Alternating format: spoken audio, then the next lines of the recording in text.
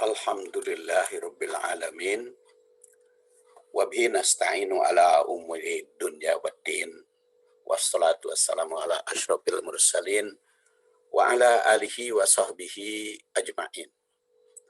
Kita berjumpa lagi dalam kajian hadis, yaitu yang diriwayatkan oleh Ibnu Majah berkaitan dengan tanggung jawab yang hidup terhadap almarhum atau terhadap orang mati. Khususnya yang dipertanyakan oleh sahabat Rasul kepada Rasul, seorang anak yang ingin terus-menerus berbuat baik kepada orang tua walaupun orang tuanya sudah wafat. Maka bertanya kepada Rasul Shallallahu Alaihi Wasallam, ya Rasulullah, apakah masih ada perbuatan baik yang bisa dilakukan oleh anak terhadap orang tua yang sudah wafat? Sini pertanyaannya adalah, bakia min birri abawaya syai'un abarrahuma bihi min ba'di mautihima. Maka qala Rasul menjawab, na'am, as-salatu alaihima wal istighfar lahuma wa ifa'un bi'uhudihima min ba'di maitihima wa ikramu sadiqihima wa silaturrahim allati la tusalu illa bihima. Dan kita sudah bahas sampai wa ifa'un bi'uhudihima min ba'di mautihima. Maka sekarang wa ikramu sadiqihima, yaitu memuliakan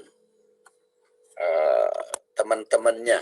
Sadiq itu sahabat-sahabatnya, atau memuliakan teman sejawatnya, memuliakan orang-orang yang menjadi sahabat dekat bagi almarhum, khususnya bagi yang ditanyakan di sini adalah bagi orang tua yang sudah meninggal. Itu kan pasti baik ibu maupun bapak punya sahabat atau punya kawan, punya teman di dalam kehidupannya. Maka kalau kita ingin berbuat baik kepada almarhum, berbuat baiklah kepada mereka, kepada sahabat itu. Jangan sampai berbuat buruk terhadap sahabatnya, karena kalau kita berbuat buruk kepada sahabatnya sama dengan berbuat buruk kepada yang bersangkutan. Nah, seperti kaum Syiah ya, dia berbuat buruk terhadap istri Rasul, terhadap Aisyah, terhadap Abu Bakar, terhadap Umar, terhadap Utsman, hanya Ali yang mereka muliakan. Itu sama saja dengan berbuat jahat, berbuat buruk kepada Rasul. Karena kalau kita ingin berbuat baik kepada almarhum, harus berbuat baik kepada sahabatnya. Kalau kita ingin berbuat baik kepada Rasul, maka berbuat baik kepada para sahabatnya, kepada keluarganya, pada istrinya. Karena memuliakan teman almarhum itu sama dengan menghormati almarhum sendiri. Dalam berbagai hadis diterangkan bahwa Rasul SAW tetap berlaku baik terhadap teman sejawat Siti Khadijah. Bahkan sempat menimbulkan cemburu pada Aisyah. Jadi Rasul SAW selalu berbuat baik kepada sahabat-sahabat Khadijah. Sampai Siti Aisyah pun bertanya-tanya, kok apakah memang tidak ada perempuan melebihi Khadijah? Saking Rasulullah senantiasa menjalin. Bahkan kata Aisyah, ma ghirtu ala nisa'in Nabi sallallahu alaihi wasallam illa ala Khadijah. Aku tidak pernah cemburu kepada para istri Nabi. Illa ala Khadijah, kecuali hanya kepada Khadijah saja. Wa ini lam udrikha, dan aku tidak pernah bertemu dengan Khadijah itu.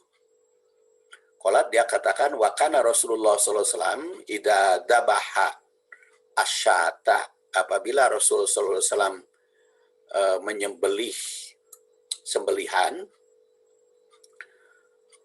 fayaqulu, beliau bersabda, arsilu biha ila asdiqa Khadijah, kasihkan sebagian dagingnya, hewan dari hewan tersebut, bagikan kepada teman-teman Khadijah. Dan aku juga fa'agdabtuhu yauman, pernah memarahi orang yang diperintah pada orang-orang itu. Fakultu, Khadijah, kenapa kok ya Rasulullah engkau selalu menyebut Khadijah? Faqala Rasulullah SAW, inni qad ruziktu hubbaha yabur. Aku diberi rezeki oleh Allah Subhanahu wa taala kecintaan kepada Khadijah yang demikian mendalam. Jadi hadis ini menggambarkan bahwa salah satu cara mewujudkan dan memelihara kecintaan pada yang sudah wafat adalah dengan cara memuliakan teman-temannya, memuliakan sahabat-sahabatnya. Dan menghina sahabat Rasul itu sangat tercela, karena tidak akan meraih derajatnya seperti mereka. Dari Abi Sa'id Al-Khudri itu diriwayatkan bahwa Rasul Shallallahu Alaihi Wasallam bersabda, la tasubbu ashabi, jangan engkau hardik, jangan engkau cela ashabi, sahabat-sahabatku. Falau anna ahadakum anfaqo misla Uhud dahaban, walaupun di antara kalian menginfakkan sebesar gunung Uhud, emas sebesar gunung Uhud, ma balago mudda ahadihim wala nasifah, tidak akan mencapai satu mud di antara mereka.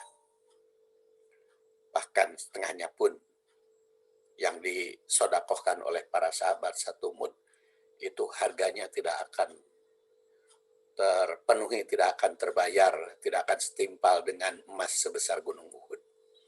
Saking berharganya yang dikeluarkan oleh para sahabat Rasul di dalam menginfakkan harta. Dan yang paling kita garis bawahi di sini, Rasulullah SAW melarang keras mencela atau menghina sahabat beliau. Karena menghina sahabat itu sama dengan menghina pribadi orang yang bersahabat. Menghormati, memuliakan sahabat Rasul merupakan bagian dari memuliakan Rasul Shallallahu Alaihi Wasallam sendiri. Dan menghina sahabatnya sama dengan menghinanya. Kepada orang tua juga sama. Bila ingin berbuat baik, maka berbuat baik pula kepada sahabatnya. Seperti Rasul memuliakan sahabat Khadijah. Karena jadi walaupun kita kan banyak ya di kalangan masyarakat pulang anting ke kuburan. Padahal saya itu ada ya, tidak jauh dari komplek itu. Ada itu seorang ibu tiap pagi datang ke kuburan, nengok ke kuburan anaknya, karena sayang terhadap anak.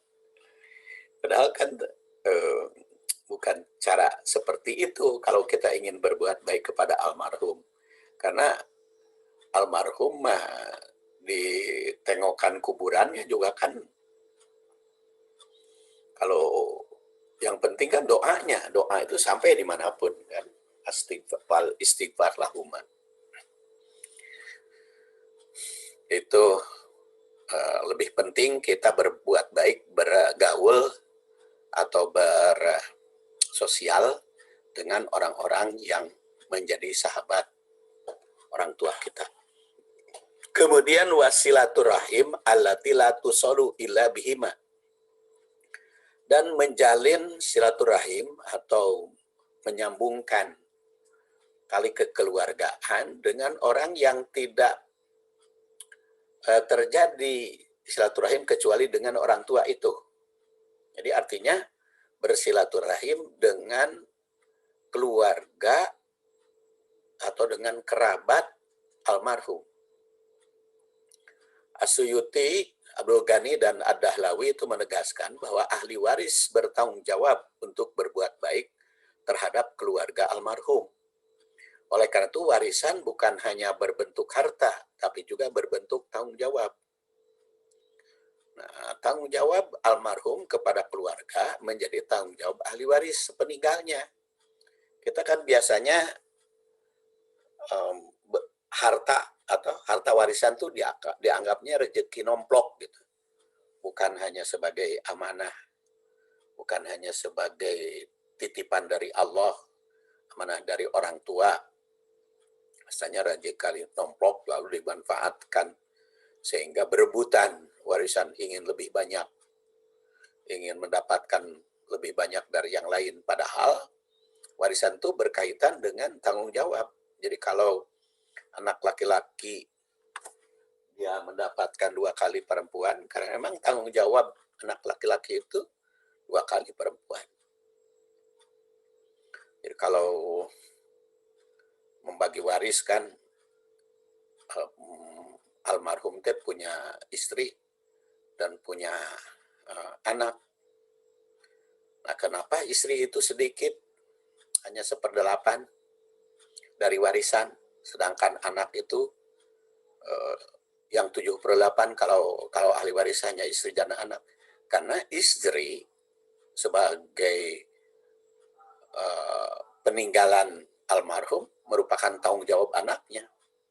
Itu 1/8 makan hanya hadiah saja itu. Hanya belum lagi kan istrinya harus ditanggung selama 1 tahun hidupnya. Di samping itu juga kalau dia punya jasa di dalam harta suami kan dipisahkan terlebih dahulu. Dan kehidupannya ditanggung oleh anak-anaknya. Ya, kalau terdiri dari anak laki-laki dan anak perempuan, maka anak laki-laki 2 kali, anak perempuan tanggung jawabnya. Oleh karena itu warisan itu bukan hanya berbentuk harta, tapi juga berbentuk tanggung jawab. Tanggung jawab almarhum kepada keluarga menjadi tanggung jawab ahli waris semeninggalnya. Kalau almarhum punya keluarga, berbuat baik kepada keluarganya. Ibnu Umar mendengar Rasul SAW bersabda, "Abarul bir an yasilar rojul wudda abihi." Nah, di antara kebaikan atau perbuatan baik yang sangat baik adalah apabila seseorang menyambungkan silaturahim dengan keluarga bapaknya, keluarga orang tuanya. Ibnu Umar itu menjalin hubungan baik kepada orang yang telah terjalin baik dengan ayahnya. Ini melambangkan jalinan baik dengan almarhum.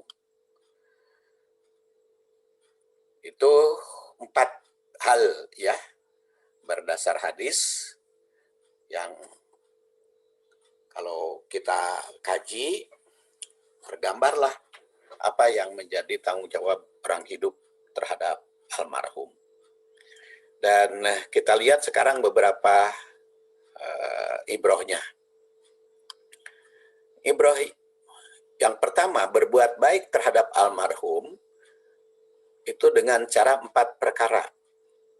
Dari 4 perkara itu, ternyata hanya 1 saja yang bersifat ritual, yang berkaitan dengan almarhum, yaitu mengurus jenazah dan mendoakannya. So, kalau kita perhatikan yang lain, itu kan semuanya bersifat sosial. Kan di situ hanya sholat jenazah yang menjadi ibadah ritual kepada almarhum itu, atau hanya ngurus jenazah dan dilanjutkan dengan doa atau istighfar untuk almarhum. Kan kenyataannya kalau kita perhatikan di berbagai masyarakat lebih banyak ritual dibanding sosial. Tapi kalau kita perhatikan hadis ternyata lebih banyak ke sosial. 3/4. Jadi dari 4 perkara maka hanya 1 sifatnya ritual. Semuanya sosial. Sedangkan sisanya bersifat sosial kepada orang yang berkaitan dengan almarhum. Hal ini merupakan koreksi terhadap kebiasaan jahiliyah yang lebih banyak memuja arwah atau ritual di kubur dibanding dengan bersifat sosial terhadap keluarga yang masih hidup. Menurut petunjuk Rasul, hanya memelihara jenazah yang dilanjutkan dengan doa yang sifatnya ritual itu terhadap almarhum. Sedangkan yang lainnya bersifat sosial terhadap orang yang masih hidup.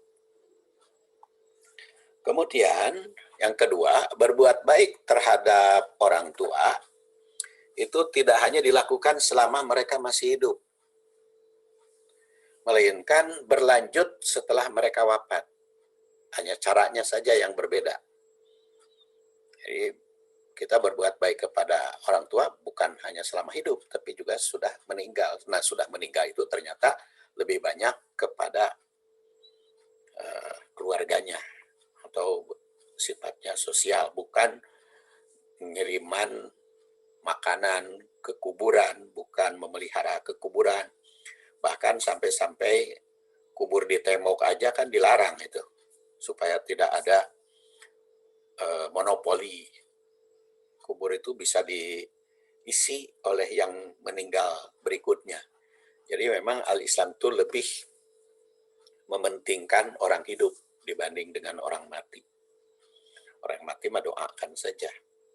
Ketiga, berbuat baik kepada almarhum lebih terfokus pada berbuat baik terhadap orang hidup. Orang yang sudah wafat tidak memperoleh manfaat dari yang hidup selain doa untuk mereka dan berbuat baik sesama yang hidup. Tadi juga kan janji-janji juga semuanya itu berkaitan dengan doa. Ada beberapa implikasi. Implikasi yang pertama, berbuat baik terhadap almarhum bukan lamanya berkabung, tapi lebih banyak bersifat sosial kepada masih hidup.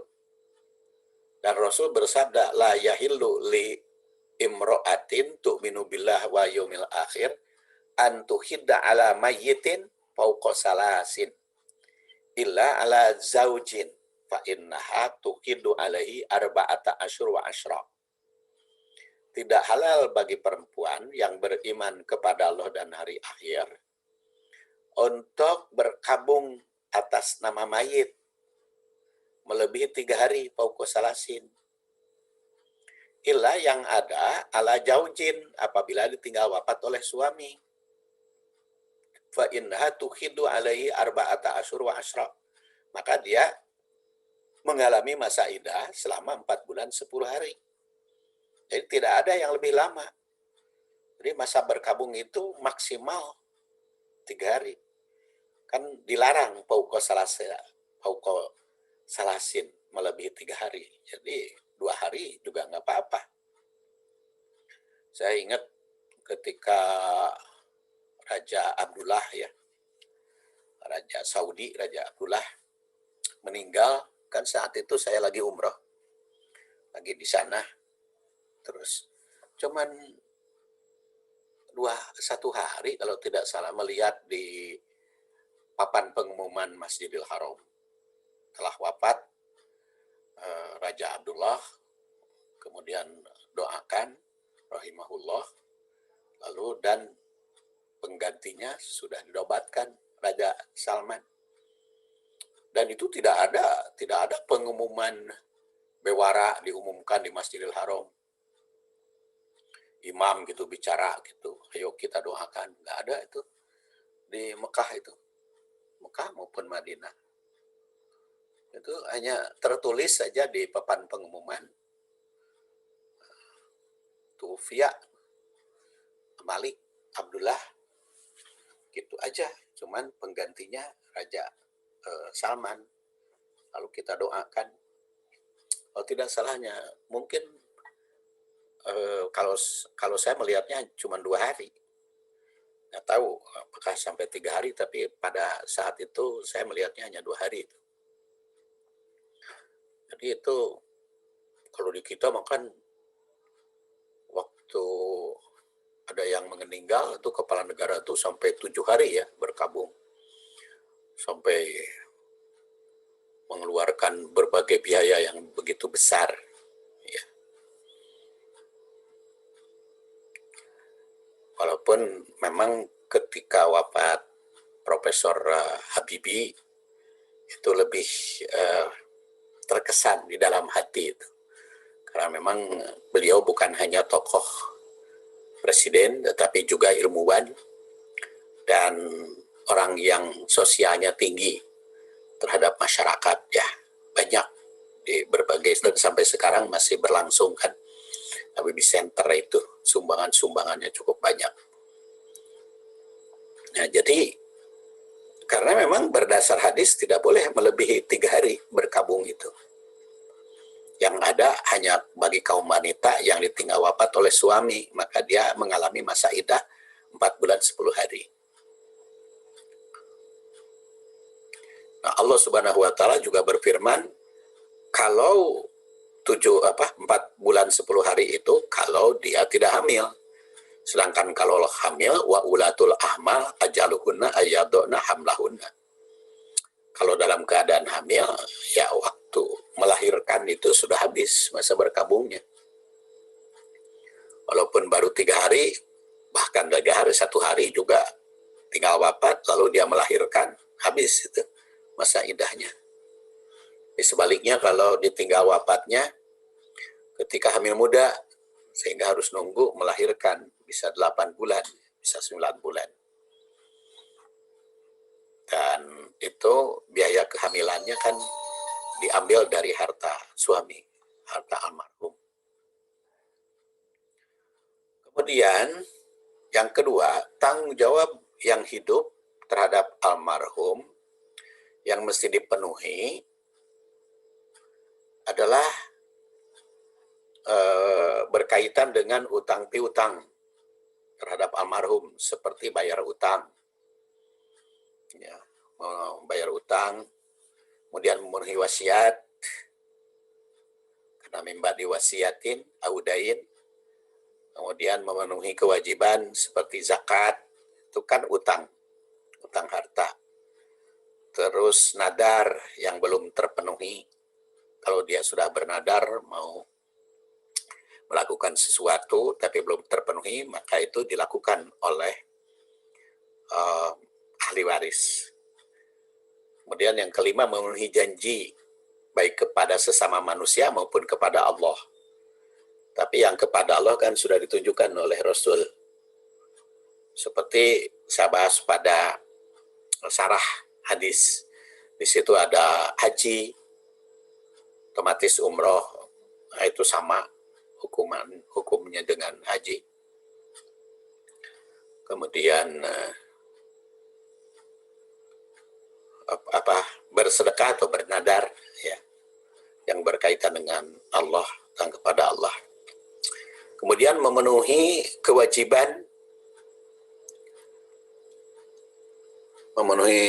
kewajiban pada manusia seperti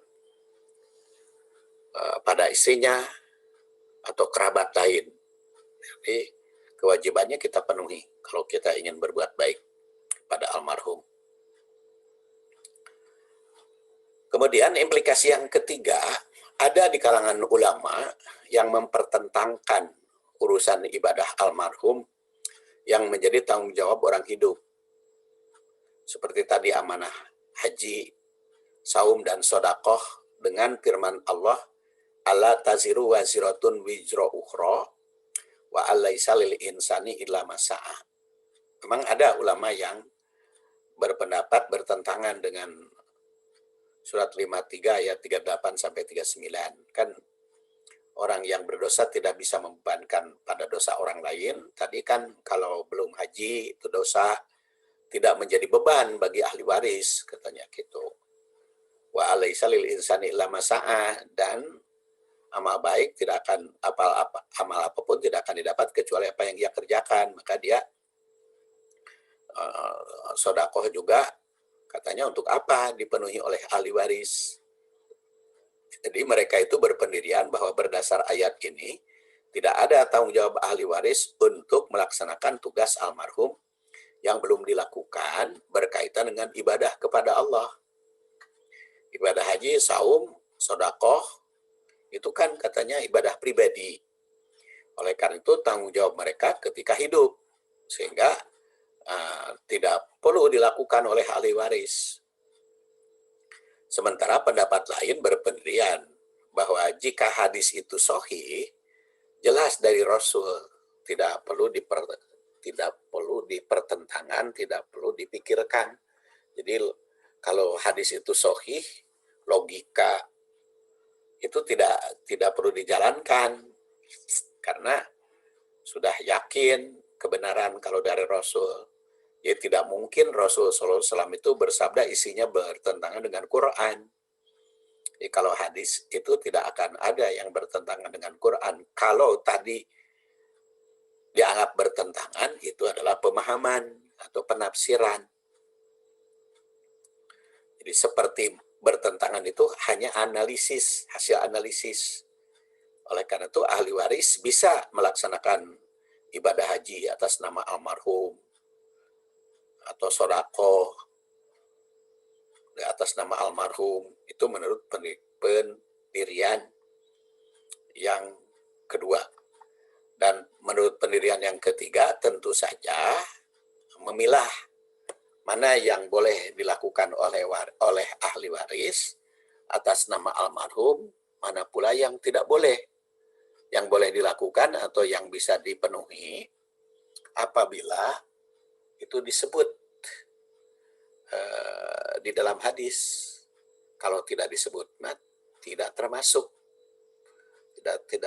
Tidak termasuk kepada yang bisa dipenuhi. Ya, perbedaan memahami dalam hadis itu bisa saja seperti pernah saya ulas di dalam ulumul hadis. Jadi banyak faktor yang menimbulkan perbedaan paham bagi para ulama. Dan tentu saja kita harus bisa memilih mana yang terbaik, mana yang benar-benar kita pahami dalil-dalilnya. Jadi bukan siapa orangnya. Kecuali kalau Rasul dan sahabat boleh kita pilah-pilah. Kalau itu pendapat Rasul, kalau itu sahabat, mana. Tetapi kalau ulama kan kita sifatnya bukan netral ya. Jadi artinya kalau harus hormat kepada semuanya yang berbeda paham tersebut. Saya kira itu kajian kita tentang hadis tanggung jawab kita terhadap almarhum. Mudah-mudahan almarhum yang telah meninggalkan kita mendapat maghfirah, ampunan dari Allah Subhanahu wa taala. Kita tutup. Subhanakallahumma wa bihamdik asyhadu an la ilaha illa anta astaghfiruka wa atubu ilaik. Wassalamualaikum warahmatullahi wabarakatuh.